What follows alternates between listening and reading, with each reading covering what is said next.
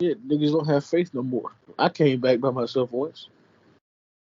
I mean, the one dude who did stay at the end, I mean, he was pretty bad. The You last hear 2K is that, true. 2K community? Y'all hoes is trash. the last game I played, a dude on my team had 50 and we lost. Oh my god. The other team had Yeah. a dude he had like 28, another dude had 33, and the point guard had like 18 or 19. I had 14. I was like, damn, I'm really not pulling my weight out here. The other guy that was still in the game had 3 points. The other two were AIs. So, I haven't been on 2K at all. well, I I just mean, at did this one. point, I'm just waiting for 23. I'm gonna request a drop day off, and then in one day I'm gonna get to like level 20. Nah, man, no showers is crazy. I'm gonna play from midnight to midnight. Nah, I couldn't do that. I couldn't sit in one spot and do that for that long. I was getting frustrated at a GTA mission once because we kept failing it, and I wanted to go to bed. I was like, nah, bro, one more time. I was like, nah, bro, I gotta go to sleep. Last time we failed, I didn't even like go to the exit screen. I just turned my system off. Shoot, what y'all do all weekend, cuz? Work. Bust my ass at work. I had a fun trip, and then I came back and chilled with you and JB. But North Carolina was eventful because I think I found out way too much about my nephew's dreams and aspirations. The little boy weird, but I love him. That man said he wanted to get a job and sleep with his boss for a raise. For like, yeah, overall, like I just like y'all know this already, but I spent the weekend in North Carolina just chilling with my family because I don't get to see them that often. Like my sister and her kids, and we just we did a whole bunch of chill. I say swimming, but it was chilling in water because I don't swim. I just chill in the water, and like I'm a human manatee for real. I I just really just sit there. I love water like that much. And then we was in the hotel room watching Bob's Burgers and Avengers Endgame and drinking Capri Suns and shit. It was legit. It enlightened me on why I'm like literally the greatest uncle of all time, undefeated. Nobody else better can be. How about you, Sir Gordon? I'm a W uncle for the most part. Um, they kind of get spoiled. I take them out to eat and buy them toys and things of that nature. So I think I do pretty all right for myself. I'm not an uncle. I don't even have kids for real, so He said, that's as we say in Michael Jordan terms, the kids. yeah, them kids, bro. Nah, the other thing we did, I was like going through old comedy, and I strode upon an old D.L. Hughley joke. You know, one of the goats of the game himself, and he was talking about phones and stuff. He said Americans said they'd rather give up sex than their phone. And I was telling this to Ethan and JB yesterday. I was like, who in the hell was he interviewing? Or who in the hell was whoever did this survey interviewing? Ain't nobody who's ever said that had sex. You know what? Those people who do those Family Feud surveys, the people they ask, they gotta be the dumbest people on They got to earth. be absolutely spot. Yeah. It's so hard to believe that these people really exist. No, that's not even the reason I hate Family Feud. I hate Family Feud for Steve Harvey's fake uh, reactions. This man, we asked one person, what is a phrase that starts with B and ends in big titties? As soon as you say big titties, this nigga will look at you like, what? Huh? What? This is a family show, huh? It's just a bunch of NPCs. I There's a can't bunch of deal with just there are a bunch of just people who you press A to skip the conversation on. it. Yeah, exactly. That right there. Here, you're gonna need, and you'll run into. Take this. It's the same thing every time, and they don't really even make any difference. Like if I'm playing like Kingdom Hearts, for example, and I gotta go talk to one of the people on the island, and I'm with Sora, and I'm like, all right, I'm trying to find a star fruit. And they're like, okay, well, first you have to go here, and then they just start pointing in random directions, and I'm like, I gotta pick one direction to go at a time. I can't do this. Like they're doing all this and Yeah. shit, and I'm just like, where am I going? Where do I start to go? I stopped playing Kakarot because of that. Like how many things I just had to skip. Because if you Yeah. played one Dragon Ball game, you know how to play all of them. Pretty much, they Yeah. haven't changed that design ever since it started. And they're great games, but I just don't remember there being that much dialogue in the other one.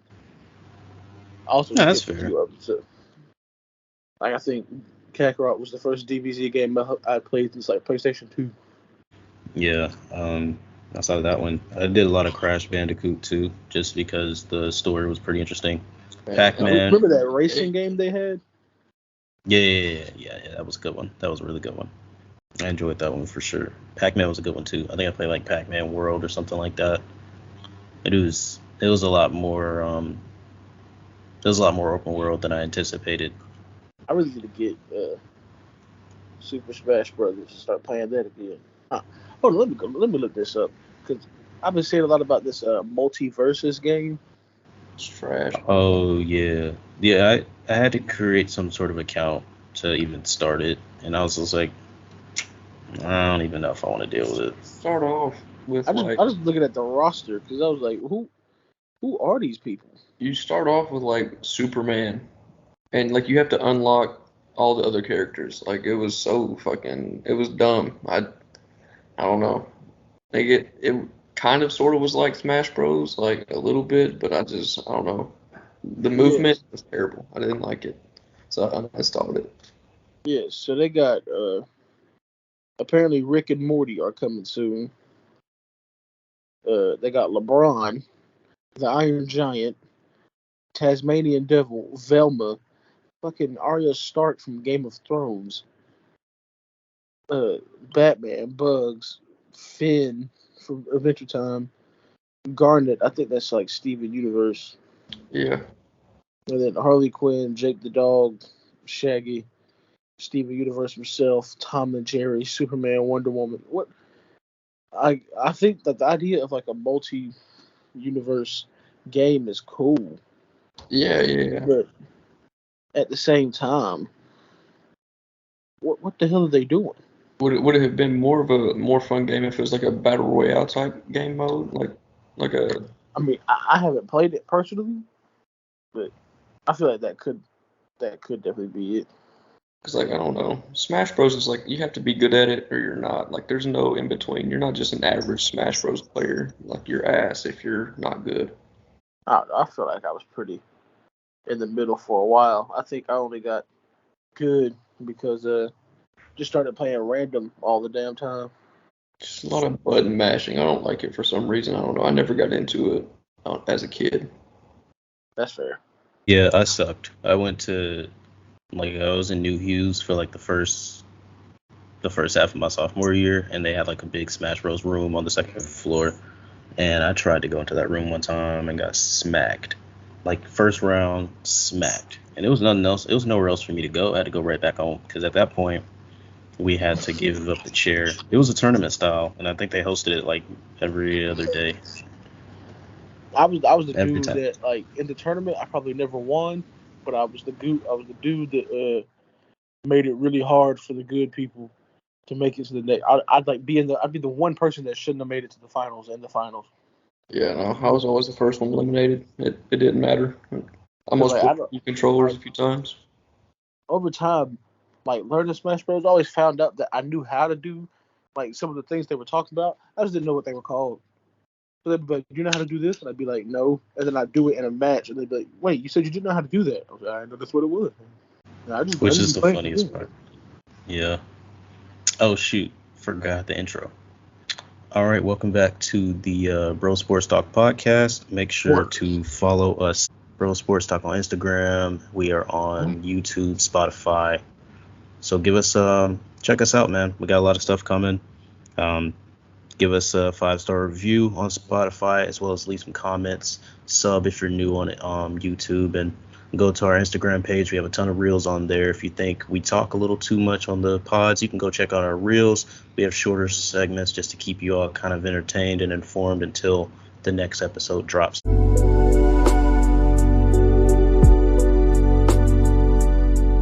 So I wanted to have a little bit of a conversation about what's been going on with the NBA so far in the off season. A lot of players have been doing pro-am leagues or playing in pro-am leagues. A big name in the beginning was like LeBron and DeMar DeRozan. They teamed up, but now we got a couple more players playing. So who do y'all think is like the biggest surprise that you guys saw playing in the pro-am league so far? It's got to be, for me, Kyrie. I didn't think he was going to do anything all offseason. I thought he was just going to chill. And then he played with he played on the pro-am team with Hansel Emmanuel or Emmanuel Hansel. I still don't know in which order that goes. But that's somebody I've got to see play live. He's like the high schooler that's only got one arm. He's absolutely incredible. But I think it's either Kyrie or then DeMar and LeBron teaming up. What in the hell brought that to fruition? Like, think about it. Think about just clocking out from Best Buy and being like, all right, look, coach, I'm ready, man. Who I'm guarding today? LeBron. Who? We're not doing this today. Who? I'm not guarding LeBron. Oh, you can guard DeMar. Who? Huh? I won't drag on too long, but that's just. Nah, yeah, I will. No, I'm not gonna do it. It's just like what in the hell brought LeBron and DeMar into a pro-am game with a bunch of people who sell computers in the daytime? Like, I think DeRozan usually shows up pretty frequently, and then I know since Bron is in a way giving back to the community of LA since he hasn't done pro-am since he's been on the Lakers, I think that was a good kind of like, okay, I want to play, but whose team could I be on? So I think that was good for him. He looked healthy. he did. Yeah, Skip Bayless tried to put him in some sort of box, like, see, he can't make clutch free throws, he can't hit clutch threes. I'm like, bro, it's a pro-am game. If he would have lost, you would have said, how did you lose to a whole bunch of amateur players? And then if he would have dominated, it would have been like, well, LeBron, you playing against amateurs, of course you're gonna dominate. So it was a little. That's because Skip Bayless is a hater. I mean, he values hating LeBron more than his marriage. That's true. It's true. I feel I like understand it. working on moves, like he's just staying fresh and like, I don't know, polished in his game. I mean, it wasn't really going hard, anything like that. He was just working on his game. I mean, can't hate him for that. I mean, Anthony Davis gets so much work. Whether or not you like LeBron, like, you got to acknowledge the work he puts into what he does. It's not like he doesn't work. It's not like anybody at that level doesn't work. Like, it's just like when it comes to people like Skip Bayless. Skip, if you somehow by some miracle of God watch this, shut the fuck up. I don't know. That's really all I can say. But I'm also upset on behalf of the Best Buy employees that they had to guard LeBron and DeMar. But at the same time, Skip, shut the hell up, because there's no winning with you, especially when you're LeBron. Skip is gonna hate until LeBron retires, and then he's gonna go into Luka, and then not even that. He's gonna hate till LeBron retires and then start hating Bronny. Oh yeah, because Bronny might actually make the league, especially because LeBron put out that disclaimer that, hey, whatever team picks up Bronny or drafts Bronny, I will sign with you in the offseason. So that's crazy, because now teams are like, let me find a way to get LeBron's son. Are they gonna start tanking for Bronny after this season? Because how else are you gonna really? Already started. The Thunder are like Okay, the best way I can describe the Thunder are what the Sixers did when they were tanking for Ben Simmons and Joel Embiid eventually, but since, you know, Thunder execs and who is the Thunder GM again? Sam Presti. Sam Presti's a media darling, so they're not going to say anything negative about Sam Presti, and they actually think the Thunder are making more significant moves. And I can agree. If we're getting on the topic of tanking, I think the Thunder are doing a better job than the Sixers do. Well, the Sixers did. So I can't get mad at it. But the Thunder getting Bronny and then LeBron going to Oklahoma. Like, can you imagine Bron in Oklahoma? Yeah, that'd be a crazy starting five. Bronny, Shea, Poku, LeBron. I mean, the Thunder, I mean, Sam Presti, I mean, he got all those picks. I mean, tanking, yeah, but he made sure the guys that he, like, traded off got to where they wanted to go. Like, it wasn't like he just, like, oh, you want to go to LA, you want to go to the Clippers. No, we're going to send you to, like, Toronto. No, he didn't do that. He made sure they got where they want to go. So, like, when they get those pieces eventually, I mean, I feel like they'll build around it nice. Just the development thing is like one of those things you'll have to worry about because I don't know how well all these players are going to develop together. Yeah. Yeah, I agree. Been People seeing. getting sent. Oh, my bad. Go ahead. No, go ahead. I was just gonna say, speaking of people getting sent, Kevin Durant has officially told Nets general management that it's either him or Steve Nash. But he's the reason why Steve Nash is a coach, right? I thought the same thing. Regardless, There's no way. I think it's bye Steve now. Steve Nash had no experience. Yeah, it was them. It was him and Kyrie because they already had a good coach in Kenny Atkinson, and then all of a sudden they had that bad season, and they blamed Kenny for it. So they got rid of him, and then they ended up hiring someone with no experience because Kyrie went on a whole bunch of talk shows and podcasts saying that they don't need a coach and things of that nature. So they got a person that wasn't really a coach. His and now his assistant coach is crazy. You know, it's crazy. I forgot Ime Udoka was on that coaching staff before he went to the Celtics and beat Steve Nash in the playoffs. Mm-hmm. Swept him. Oh, my God. You know what? That's why I got the shirt. Yep. Boston, stand up. 508-857-617. Stand up, bro. Stand up. This is why, yeah, they might have lost to the Warriors, but KD would have lost to the Warriors too. So he can't win without the Warriors. Can we stop saying he's like better than some players that he's just not better than, like career statistics wise? Like him and Kawhi are pretty much on the same level as far as championships and finals MVPs, but they never put them in the same sentence. Exactly. And they're constantly comparing him to Giannis, but when Giannis won, he did it with the team that he strove to help. Is something going on with the audio? Not in? Yeah, I can't hear him. But while George fixes whatever's going on, I think what he's trying to say is stop comparing Giannis and KD. Doesn't make sense. It does not. Stop it. I see the Kawhi thing a little bit, but like I don't know. I don't know how to feel about the comparisons. I don't think any player should be compared specifically to one person, especially if on like the same like realm of play. Like Kawhi, phenomenal player. He can't stay healthy here recently. KD, I mean, he missed all of last 2 seasons ago. I don't know about it, but 2 seasons. Yeah, Kawhi has the needs of an 85-year-old man, so that's a negative. But then you look at, I don't think people credit that 2019 Toronto team as much as they should, because everybody just acts like Kawhi carried them all the way. But Kawhi barely played in the regular season, so a lot of them getting to that point was the entire team, not Kawhi. Kawhi was able to rest that much because his team was so good. Yeah. So how did you go from? Wasn't that year like a really good Freddie V coming out party? Yeah, and Kyle Lowry was still good. Pascal Siakam was like Danny Green and Pascal. Like, Yeah, well, and Pascal was Surge. starter, but yeah, Serge Ibaka was playing great. Like, Yep. they had pieces. OG.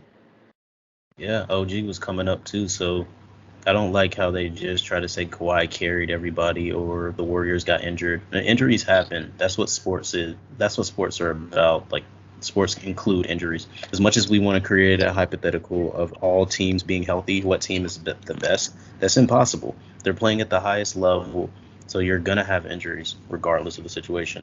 These comparisons or these hypotheticals are ridiculous because they're just hypotheticals. Let's stop giving hypotheticals validity. And I'm speaking on some media heads. I know Stephen A. Smith and Colin Cowherd have crazy analogies, and we're not a podcast full of like crazy statistics or anything like that. A lot of what we talk about are opinionated things, but let's make some opinions. Let's not validate opinions. They're just literally opinions. That's not a fact. So when they try to create the opinion equals fact narrative, it kind of takes away from what you think a player is if you're a new fan and this is the first thing you see or this is the first thing you hear, I might say. It kind of creates a terrible ideology of the player if you actually haven't gotten a chance to watch them. That's just me. And no, that's true. That's 100%. A lot of things with Kawhi was like the shot, like dropped off the Sixers, man. And I mean, I feel like that's a big focal point of why people dedicate that whole series to him, like that whole run. It's just like the one shot is that's what I feel like it comes down to. I don't. Yeah, it's a good shot, or it wasn't really a good shot, but it went in, and everybody was like, "Oh, Kawhi." But he was a big part of the team. Yes, don't get me wrong. Veteran presence, been to the finals, finals MVP, all of that. But I just the one shot's crazy because people seem to like just go off of that before looking at the whole surrounding that he had. Yeah, and also before y'all haters jump in the comments and say that he traveled, I know, but they didn't call it. I was just about to Shut the say fuck that. up. I was just about to say that. I was like, well, he traveled. I ain't gonna hold you. He did though. No, he did. He did. He did. But it went uncalled. Can't lie. No. We don't go call it because that's playoff basketball. You get away Yeah. with a lot of different things in playoff basketball. So I mean, hey, listen. You know who else? You know what? You know who's not getting away with something? Paolo Banchero with his quote unquote disrespect of Dejounte Murray. He not I getting away with that. Cash to be built about Dejounte Murray after that last comment. Mm-hmm. Yeah, so You didn't saw what he done did. out. My gosh. Man, that poster was disgusting. Like I could not, man. That I like the confidence and like the intensity he brings, but like some guys like they just gotta back off on all that because like you don't know who you're gonna like face on the opposite side of the court. I mean, Dejounte is a great defensive player. He will lock you the fuck up. Like I don't know, just poke the wrong bear, I guess. Man. I didn't even see the poster. All I see was like the comments back and forth that they've made, and yeah, I feel like if Paolo has posted him, that Paolo's like completely skunked the situation because now he's posted the man and caused this man to say something that says, "I'll blow your back out." Dub for Paolo. It sucks because I love Dejounte, but damn. Ever since DeJounte got traded, he been kind of acting up. I'm not gonna lie. I guess maybe he was doing this the whole time, and we just couldn't hear him because he was in little San Antonio. But now he's out of San Antonio. Man has been talking crazy. I'm not gonna cap. He been getting on people's head.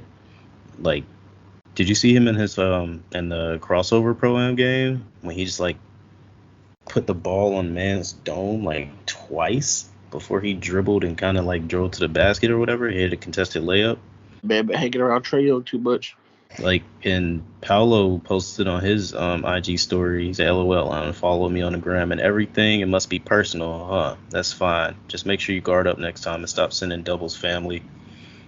And, you already said what DeJounte said in response at the end of it. So Paolo already got ops and he only been in the league for like 15 minutes. Oh yeah, no, he wilded out. Yeah, like should have made it look goofy. I mean, I I don't know. They both, I guess, are within reason. I wouldn't let nobody do me like that. Yeah, no, me personally, I'm not gonna take that type of disrespect. But yeah, Dejounte definitely kind of played it. But like, that's like in the realm of basketball. Like when you pull something off like that, you're gonna be, yeah, step up. Like you gonna, Yeah. like it's gonna be like that. But man, All I'm saying is he better add his energy in the regular season. oh yeah, no, Because if he he better doing this, turn it off. yeah, if he doing this if he doing this in pro am and in the regular season, he kind of quiet and trying to dap up everybody and stuff. Nah, the Hawks ain't getting that far. Like I love the Hawks, but I don't think they're getting that far, even with Dejounte, because Dejounte, Collins, and Trey and Capella, expensive contracts. Yeah. Somebody gonna have to go. And those first three names want to be more ball dominant. So how do you plan on making that work out? Dude, I tell you what, I got a little game for us. I want to do contenders or pretenders. I'm gonna give you a few teams. I'm gonna start with the Eastern Conference though. We'll start with the Boston Celtics. Contenders or pretenders? Is champion an option? No. Contenders. They're going all the way. They're winning. I don't know about winning. I mean, Nah. nah. We got it. We win it this year. We don't need Kevin Durant. We don't need nobody else. We're winning. Danilo's gonna drop a 40 piece in the finals for no reason. I'm gonna act like you did not say that. I'm just going to the next question. Listen, man, I'll tell you one thing though. Those role players in the playoffs make a really big difference. Grant Williams having 20 plus points in a what was it, like Eastern semis or Eastern it was the Eastern semis because he played the Bucks. Yeah. When he had 20 plus against the Bucks, that really changed the dynamic of the series. I'm not gonna lie. So them role players gonna make a big difference in the postseason. I don't know about Al Horford putting up 25 in a game ever again. Here comes the slander for Al Horford. No, we're gonna have to let Al Horford chill a little bit. He might play more center than power forward in the next season. He better never be guarded Steph. I need Al off the bench this year. Let Rob Will do his thing, and give Al a break a little bit.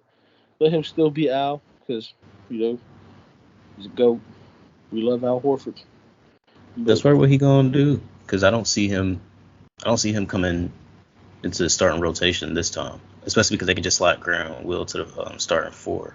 Yeah. And then if they play more Horford at the 5 and Rob Will is out, you can slide Danilo into the 4 to replace Grant Will, and we can have space and we can have a 5 out if we play our cards right. Because we'll have Brogdon, we'll have Danilo, we'll have Horford, and then we can stagger between Tatum and Brown. And then maybe Marcus Smart can play the 2 for a little while. I'm so hyped for Brogdon. Yeah, that was a really good pickup. I told my dad about that one because we were like, me and my dad talk a lot about sports, like a lot. And I think sometimes he gets to things a little bit faster than I do because he got a Twitter. So he saw it and I was like, oh man, that's crazy. We got Brogdon and we traded him for who? Bro, we're up. It's up. Boston better go crazy this year. I don't care. We're going to the Eastern Conference Finals at least. Boston, we got to go crazy. Jimmy Butler can't beat us. Can't. So what do you say happens if, say, they fall short again? It's not gonna happen. I want to be an optimistic Boston Celtics. I want to be an optimistic Celtics fan, right? But I think understanding the business of it all, they might end up trying to ship out somebody like Smart, and you don't want to do that. But if it comes down to it, they might have to end up shipping out Smart. So if it's a championship or bust year for us, we got to do it. You don't see like a JB going. You don't see a JT leaving. As much as I'd like to say that, it's like JB's already in a lot of trade rumors. So I think I wouldn't say him just because it seems like maybe a cop out or an obvious answer. Yeah. because he's not a weak link on our team. He was the best player in the finals for us last year, and it wouldn't be crazy to say he'd be the best player in the finals if we make it again this year. I don't think between him and Tatum it's too much of a gap. Like, obviously Tatum has higher standards to uphold than Brown, so Brown's like a really good second option. But I don't see how splitting them up will actually help us, because if you can't get somebody better than him, especially in the market for that free agency, who are you going to get that can better complement Tatum than Brown right now, or even in free agency next year? So I'd have to say someone like Marcus Smart being shipped out would probably be the first option, and it'd probably be the worst option. New England as a whole would hate it, but if it comes down to that, then it has to, especially if Brogdon can come into the season healthy and sort of at least first year Indiana Brogdon when he was actually playing really well offensively and defensively. But next one, Miami Heat. I see them as contenders, but I don't see them making it out of the second round. That's tough. I'm gonna have to go with contenders as well, though. I would rather wait and see how they resolve the Duncan Robinson and that whole situation. Because if I feel like if they find some good role players, like one or two maybe, I feel like they could go deep. But I don't know. I feel like it could be another second round out for me as well. I'm not gonna lie, I'm gonna play devil's advocate. I think they're pretenders, but here's why. How far is Jimmy Butler actually gonna take you? Where you're not making any off-season moves because you can't get rid of Udonis Haslam's corpse to fill up to give some cap space. You're not trading Duncan Robinson. You're not trading Tyler Hero, which are two players you probably should trade if you want somebody. Like, Donovan Mitchell is still up right now, but they're not gonna get Donovan Mitchell.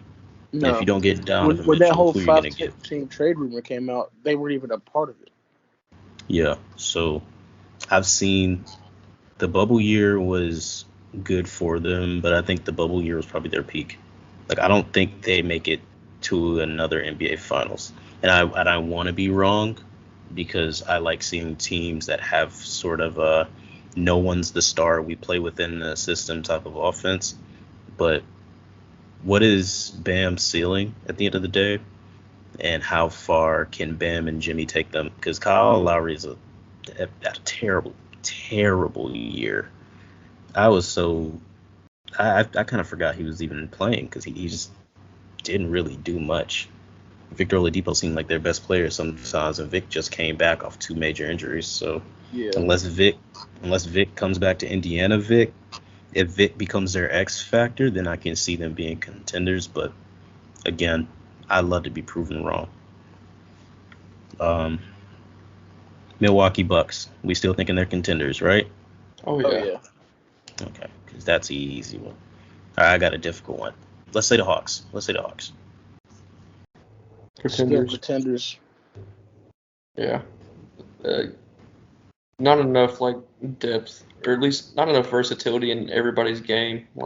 I feel like everybody's just shooters, and I feel like that's not going to get you anywhere because everybody knows what you're trying to accomplish.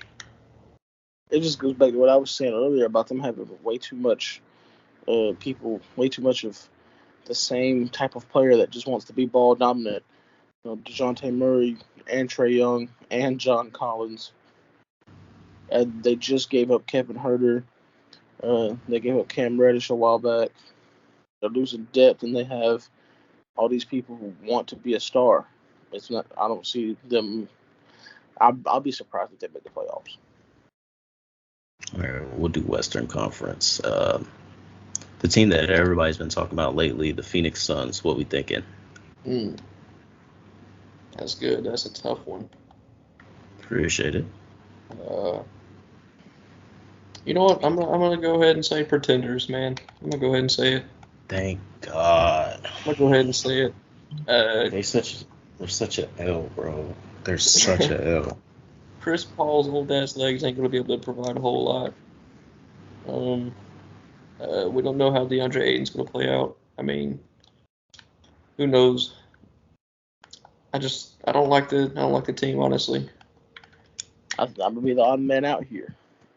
I don't think they're winning shit, but I do still see them getting to the playoffs, and quite possibly like into the second round, depending on their opponent. But you did bring up a valid point about Chris Paul. He's not gonna be, he's not gonna be able to provide much. You can't ask too much of Devin Booker because whatever you ask him to do on defense is gonna take away his energy for offense. Michael Bridges, he's a rising star, but he can only do another one that can only do so much. They're not going into the season with DeAndre Ayton. Yeah, no. I So think it depends on what they get back for Ayton. the thing is with them is I think there's a lot of things that they should do differently. Like you can't let D-Book just solely provide offense and defense. I mean, the role players they have around Cam Johnson, uh, Michael Bridges are going to need to provide more than they have before. I don't think they can do that uh, over time. I don't think that'll last long. Like it might be a good stint where they go on a run, but I don't think they can carry that through the playoffs. The way their team is constructed, the best player, or the second best player, is 37 years old, and now he's getting hunted on defense. Well, yeah, he's getting hunted on defense, and then offensively, he's definitely slowed down. So if they expected Ayton to take that jump, I think they should have incorporated him a little more in the offense, because when Indy gave him that offer sheet to sign, and that was the biggest offer sheet in the history of the league. That's the only reason why he got that money from Phoenix. So I'm sure he's not going to be in Phoenix next year. He may be in Phoenix this year only because they just signed him, and he may not be able to get traded again up until February. But even then, he may not. I don't think Indy can sign him until next season because of the offer sheet issue. So when someone signs that offer sheet, you don't have the right to sign them if the team matches that offer sheet until the following season. So he's going to be in Phoenix for at least another year. But that may be the year how Anthony Davis wanted out of New Orleans, but it may not be as aggressive, because I remember Anthony Davis was just sitting out. So he may kind of be less incorporated in the offense just as he normally is, since it's so perimeter oriented and he's not stretching the floor. So I would have loved seeing him in Indiana with Tyrese Halliburton and whatever they got going on, because that also means Miles Turner would go to a different team too. So it sucks to say it, but he's going to be in Phoenix. It's just another thing. It's another ripple effect from the Rudy Gobert trade. That's just all it is. Rudy Gobert is an average offensive player, if not below average. Great defender, but DeAndre Ayton isn't refined in his skill set on defense enough to compensate for his averageness on offense, if that makes sense. Yeah, that makes a ton of sense.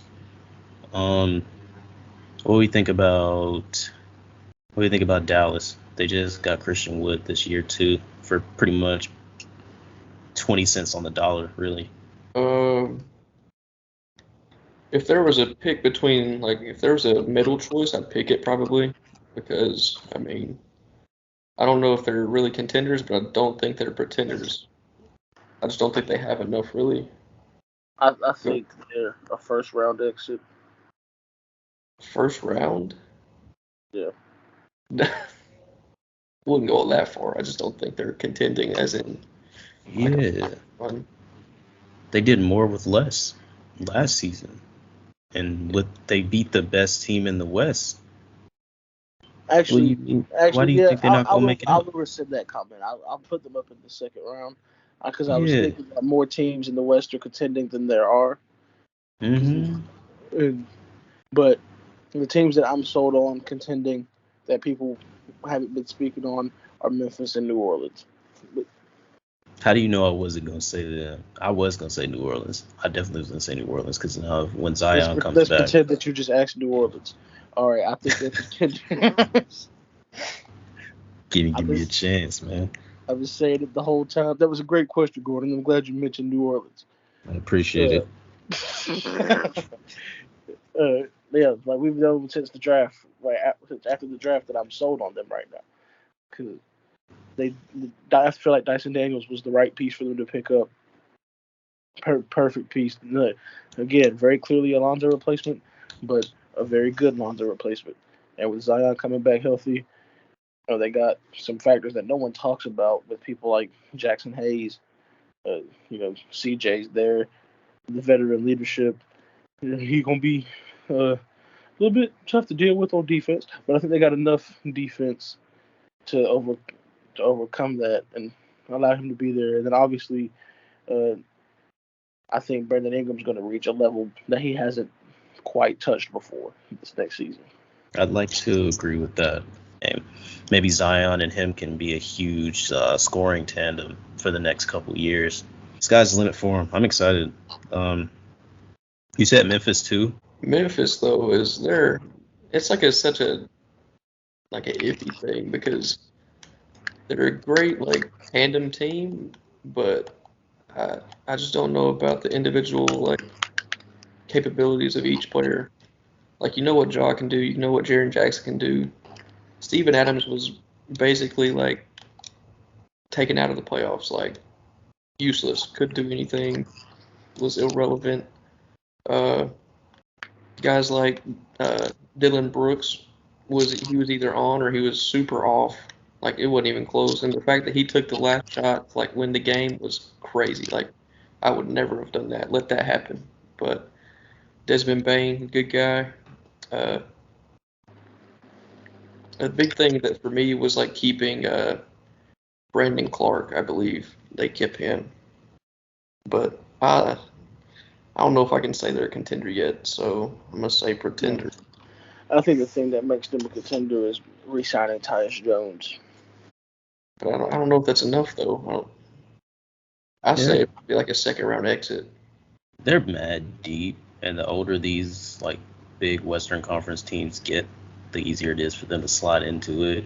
As long as they kind of keep that, this is my role, this is what I'm going to do for the team, because some people might want more, and we've seen that in a lot of good young cores, that some people want to take that next step, and the system they're in doesn't really highlight what they can do best. So it could be a situation of everybody knows the game plan, everybody's down for it, and let's go win some championships down the line, because Golden State's not going to be there forever. But we can talk about that all day. Let's move on to a big topic that's been going on lately in a different sport, football. I think, George, I'm going to let you kind of take the lead on that one since you're a little more informed than me, but what's going on? Man, I just find it crazy how, Deshaun Watson can catch an SA accusation, allegedly. He allegedly essayed 24 women and, got 6 games. And we've had people get indefinite suspensions for betting on their own team, or people getting whole seasons for weed. If you're one of these people that have been suspended for longer for much less severe things, you look at something like that and think, I should have just, committed this crime. And obviously part of it's them really protecting their quarterbacks, but other than the Ray Rice incident, because I know some hate motherfuckers gonna bring that up. Oh, they suspended Ray Rice, but it just seems like the NFL doesn't necessarily take crimes against women seriously without elevator footage. I second that. A lot of people like to imagine that women just make things up, or women tend to exaggerate, or they're just trying to ruin an athlete's career. And it's crazy to think that a woman would make that up. There have been cases where that has happened, but I don't think all those women are making that up. I'd like to give the benefit of the doubt in situations where we may not have as much evidence, if there's so many people stepping forward. But even with evidence, it's some people still try to be like, well, no, that's not really what's happening. Where does it stop at that point? Because if we're not going to believe women when something is going on now, when are we going to? Yeah, Yeah. it's like if it was like one or two women, like you could maybe question it, but like the fact that it's 20 plus, if not 30 plus, I mean, you can't really say that all of them are just collectively trying to like out Deshaun Watson. I mean, I don't know. Like he did just get paid a bag, but like you can't say that they're just trying to out him for his money because 30 plus women come together to like all put forth their own like collective story. I mean, it's basically undeniable, but 6 games is crazy. Yeah, and he still has an appeal. And if you look at like the history of suspensions, like there are people who have gotten 8 game, 6 game suspension and then got them like reduced to 4 or 2, in some cases 1, in some cases just completely thrown out the window. So like 6 games is like on the base. They're just like, all right, we'll give him 6 games for now, and he's probably going to appeal it, and then he appeals it, and what happens when it gets reduced? Well, no, the thing was the NFL appealed it. Uh, they offered him he could have been suspended. I think it was 8. It was like 8 to 12 games, and then he could have taken a $300,000 fine, I believe is what it was. Mm. And he didn't want to lose money and sit out the 12 games or whatever, so he declined it. Now they're appealing it, which probably will cause an indefinite suspension or whatever, 12 games, whatever. It's just, I mean, regardless of like the result of it, 6 games at first are still like very, it underplays the seriousness of what he did. Allegedly, Yeah, for sure. the crime he's been accused of, and I don't think enough investigation has gone into it. Because even if there is 20 plus women coming at you, like, oh, you did this to me, like, even and even if that's like falsified, what has he done to make them want to do that? But it's like private, private massage rooms. You don't have a lot of evidence. I understand that it's hard to go off, private massage rooms with no cameras and think, man, uh, yeah, no, he definitely did it. But I still don't think the investigation's been taken seriously. I don't think that he is getting what he deserves for this alleged crime. I couldn't agree more with your brother.